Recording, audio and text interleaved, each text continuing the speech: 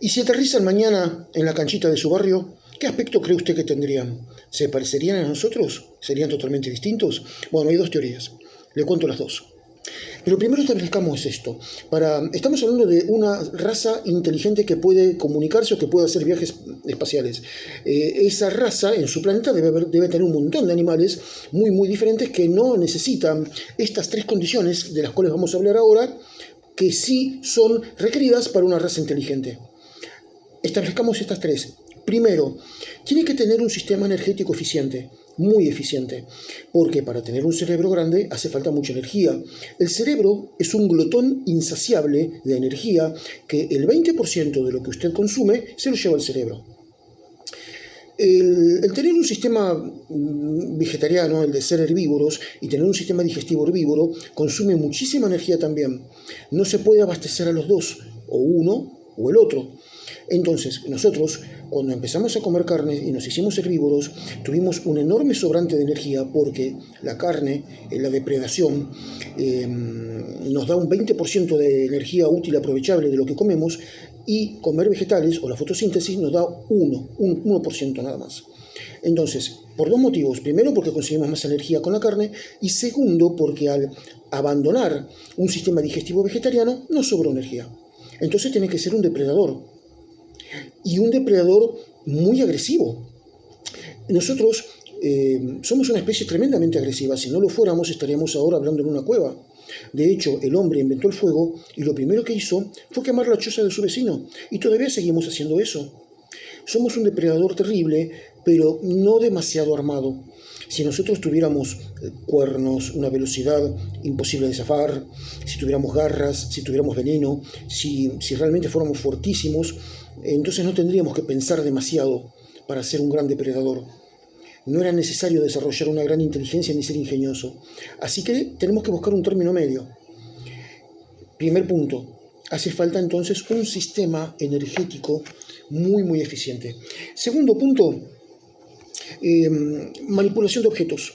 La inteligencia se consigue manipulando los objetos, interactuando con los objetos, como decía Piaget, y para eso hace falta manos. Generalmente las especies que tienen manos en la Tierra son las especies arborícolas, o por lo menos que han trepado. Esos apéndices de sujeción se fueron transformando paulatinamente en manos, pero muy paulatinamente. Por ejemplo, los Australopithecus tenían dedos curvos para poder asir las ramas, es decir, las falanges, falanginas y falangetas eran curvas. La mano que ustedes están viendo en pantalla es la mano de un Australopithecus, es mucho más chiquita de la mano humana y pueden ver la curvatura. Bueno, esas manos luego tienen que transformarse con la suficiente motricidad fina para poder enhebrar agujas, manipular objetos finos, construir naves espaciales, construir radiotelescopios. No va a venir una bestia manejando una nave espacial, no va a pasar eso en la vida real. Y tercero, tiene que poder desarrollar la comunicación. Primero, para pasar los datos de una generación a otra.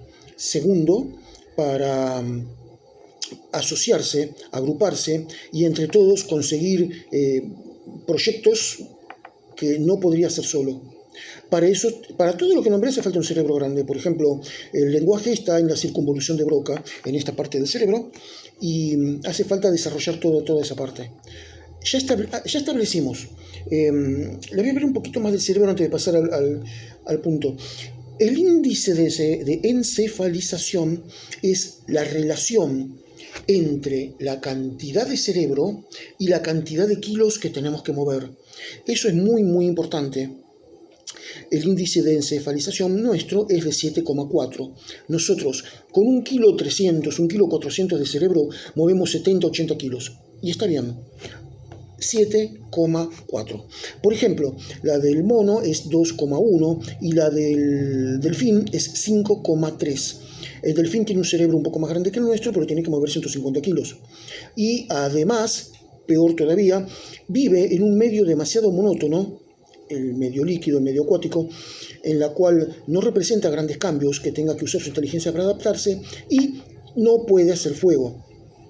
Le pido, amable espectador, que mire a su alrededor y se fije que todo lo que a usted lo rodea en este momento está hecho con fuego o con herramientas que fueron hechas con fuego.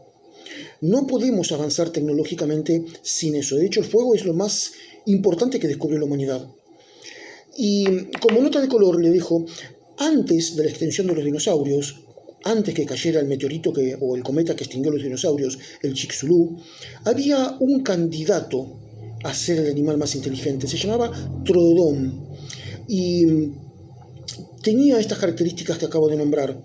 Si no se hubiera extinguido, quizás el Troodon hubiera sido la especie dominante, si tuviese muchísima suerte, porque hay un montón de factores que podrían haberlo extinguido antes de llegar a ser la especie dominante. Pero imagínese, tendría 60 millones de años más de adelanto que nosotros. Bien, y el índice encefálico del Troodon sería el de 5,7. Bastante avanzado, mucho más inteligente que un reptil. Es enorme la inteligencia para un dinosaurio. Bien, le cuento. Hay dos teorías en boga, la de la evolución convergente y la de la evolución divergente. La evolución convergente dice que cuando aterricen los extraterrestres se van a parecer mucho a nosotros. Veamos, van a tener bilateralidad. Eso significa una simetría pareja de ambos lados. Si usted intenta correr con 3 piernas, se va a dar cuenta que es muy difícil. Igual que correr con 2 piernas, con una pierna. Siempre la simetría tiene ventajas. Por ejemplo, el cangrejo se mueve de costado. Es simétrico, es bilateral, pero se mueve de costado porque de costado aprendió a entrar en pozos, en grietas, y fíjese que se mueve muy torpemente. Y otro tipo de simetría, por ejemplo la simetría radial, no fue muy exitosa en la Tierra. Creo que... Bueno, tiene que tener una cabeza grande, van a tener una cabeza grande, es decir, las condiciones, ¿no? Bilateralidad, cabeza grande, para poder albergar un cerebro muy grande. Y es muy posible que no nazcan ya sabiendo todo, sino que nazcan en condiciones muy vulnerables como nacen los bebés humanos. Nosotros nacemos así porque nuestra cabeza es demasiado grande y el canal de parto no pudo adaptarse a esa misma velocidad. Por eso nacemos inmaduros. Si naciéramos maduros, reventaríamos a la mujer. Es muy posible que tenga 4 extremidades también. Estamos siempre hablando de que sean parecidos a nosotros. 4 extremidades es el número mágico, el número justo, porque el índice encefálico depende de la cantidad de kilos que tiene que mover. Si tenemos 2 brazos, estamos usando nuestra inteligencia y nuestra capacidad intelectual para 2 brazos. Si tuviéramos 4 brazos, como la diosa Kali, por ejemplo, tendríamos muchísimo menos índice encefálico porque parte de esa capacidad, en vez de dirigirse a la inteligencia, se va a dirigir a la coordinación de esos 4 brazos. Si tuviéramos 4 patas y 2 brazos como un centauro, pasaría lo mismo. Entonces, aparentemente, según esta teoría, tendrían 2 brazos y 2 piernas, igual que nosotros. Quizás estamos siendo un poco optimistas. Mire, de la evolución convergente le van a hablar en todas partes. Yo le voy a decir una idea que yo tengo. La evolución convergente tiene una pega, tiene algo que no funciona muy bien, y es que toda la convergencia se hizo en un solo linaje, el linaje de los Eumetazoos.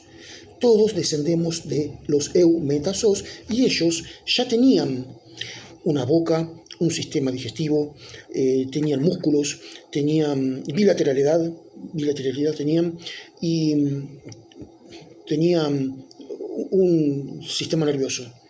Entonces, las variaciones, es decir, la convergencia significa que la naturaleza encuentra soluciones similares a problemas similares. Basados en eso, piensan que en cualquier otro planeta va a haber pasado lo mismo y van a enfrentar las mismas presiones evolutivas y van a evolucionar con respuestas similares. Bueno, esa es la trampa. Si usted busca la convergencia, la va a encontrar en todas partes. Pero si usted busca la no convergencia, va a encontrar muchísimo más. Es un sesgo de confirmación. Un sesgo de confirmación es cuando un científico, un filósofo, busca pruebas y se aferra a las que quiere, a las que le gusta e ignora a las demás. Eso es un sesgo de confirmación. También se llama obstáculo epistemológico. Y la ciencia tiene que tener muchísimo cuidado de eso, porque todos, por ser humanos, aunque sean científicos, son tendenciosos y creen en aquello que los conforta. Así que bueno, eso respecto a la convergencia. La otra corriente de pensamiento dice que no van a ser igual a nosotros, se llama divergente. Le propongo este ejercicio, mire, vaya al árbol más cercano que tiene y elija 2 hojas. Compare las 2 hojas y va a ver que las nervaduras son distintas. Se puede pasar toda la vida buscando unas 2 hojas iguales en un árbol o en 100 árboles. No las va a encontrar. La naturaleza escasamente se repite. Casi somos únicos. Nosotros en la Tierra estamos como estancados en los cordados, en los vertebrados. Se llama primacía de los vertebrados eso. Y bueno, por ejemplo, los artrópodos grandes en el mar fueron comidos por los vertebrados y no les dieron tiempo a evolucionar. No sabemos qué hubiera pasado. Veamos el pulpo. El pulpo tiene un cerebro tiene 9 cerebros en realidad. El pulpo tiene 9 cerebros y tiene bastante inteligencia. Tiene un cerebro en forma de anillo alrededor del esófago y tiene 8 cerebros, uno en cada tentáculo, que no son independientes, sino que sería algo así. Nosotros tenemos una computadora central y el pulpo tiene una red de computadoras interconectadas. Coordina bastante bien. Es un firme candidato a la inteligencia, pero, igual que el delfín, vive en un mundo demasiado monótono donde no puede hacer fuego, vive 2 años nada más y vive solo. No se junta. No hace consorcio o agrupaciones para poder realizar un proyecto. Por eso no puede desarrollar una inteligencia compleja como la que nosotros tenemos. Bien, puede ser, si estamos hablando siempre de una evolución totalmente distinta a la nuestra, puede ser que ellos no vean luz, no vean fotones, vean de otra forma totalmente distinta. Pueden ver con el calor, pueden ver con campos magnéticos, pueden ver como con la electricidad. Por ejemplo, una paloma se guía por campos magnéticos. Una serpiente puede ver el calor. Es algo que nosotros acá lo tenemos como excepción, pero en un planeta con condiciones distintas y presiones evolutivas distintas puede haber sido totalmente diferente. Por ejemplo, pueden ver por ultrasonido como los murciélagos. Para esta gente y nosotros, el arte sería algo totalmente incomprensible. Jamás podríamos comprender el arte de ellos y ellos jamás podrían comprender el arte nuestro. Aquí tengo en este mismo canal un video sobre las diferencias de tecnología y la especulación de por qué una civilización extraterrestre pudo haber elegido no ser tecnológica. Bueno, puede ser que las tecnologías sean totalmente distintas. Pasemos de largo, veamos la tecnología de ellos o ellos la nuestra y no lo podemos reconocer. Si es así y habría una agresión, no sabríamos con qué nos atacarían. Esa es la teoría del bosque oscuro. Estamos todos, las civilizaciones inteligentes del universo, en un bosque oscuro y cada uno no se atreve a dar el primer movimiento porque no conoce qué tipo de rifle tendrá el otro. No conocemos la tecnología del otro. No estamos preparados para defendernos de esa tecnología. Entonces, bueno, la teoría del bosque oscuro dice eso y es bastante interesante. Nosotros tenemos, hablemos ahora del tamaño, cómo deberían ser. Nosotros tenemos 86.000 millones de neuronas y en el neocórtex, nuevo, córtex, corteza, en la capa más exterior del cerebro, la que nos da la mayor parte de la inteligencia, tenemos 16.000 neuronas. Para tener esta inteligencia humana hace falta 15.000 como mínimo. Menos que eso, ya no tendríamos esa inteligencia. Para poder tener esa inteligencia hacia abajo, o sea, hacia encogernos, lo mínimo es medir 1,40 m, 900 gramos de cerebro. Menos que eso no podríamos, y esa cantidad de neuronas que dije, menos que eso no podríamos tener la inteligencia humana. Tenemos un límite hacia abajo. Y hacia arriba hay una ley que se llama ley cuadrado cúbica, que dice que cuando el área al crecer se duplica, ¿sí?, la masa se multiplica al cubo. Veamos un poquito lo que es cada cosa. La masa es la cantidad de materia, el volumen es el lugar que ocupa en el espacio y el área es lo que lo recubre. Veamos, por ejemplo, con una naranja. El área es la cáscara. La pulpa es la cantidad de materia y esté llena la cáscara o vacía, el volumen es el mismo porque es el mismo lugar que ocupa en el espacio. Entonces, supongamos un cuerpo. Crecemos, como en la película Querida encogí a los niños o en la película Viaje alucinante, crece o disminuye. Bueno, al crecer, la masa aumenta al cubo, pero el área, o sea, la piel, aumenta solamente al cuadrado. La masa generaría mucho calor y hay muy poca piel disponible para disiparla. Es decir, moriría acalorado, moriría de calor. Hay un límite. El límite serán 2,5 metros, 3 metros. Más que eso no puede existir un cuerpo. Aparte, se recontra multiplicaría el peso, se quebrarían los huesos. Básicamente moriría de calor. Y nuestras transmisiones nerviosas van más o menos a 200 metros por segundo. Es decir, que para ir del pie al cerebro, un estímulo nervioso tardaría 0,2 segundos. 0,2 segundos. Pero si nosotros mediríamos 3-4 metros, tardaría 0,7. Parece poco, pero seríamos 3 veces más lento para todo tipo de reacción. Como depredadores, no cazaríamos nada. Como furtivos, nos hubieran cazado hace rato. Eso sucede. Así que tenemos esos límites. Bueno, no hay mucho más que le quería decir respecto a esto. Yo creo que si habría seres extraterrestres van a ser totalmente distintos a nosotros.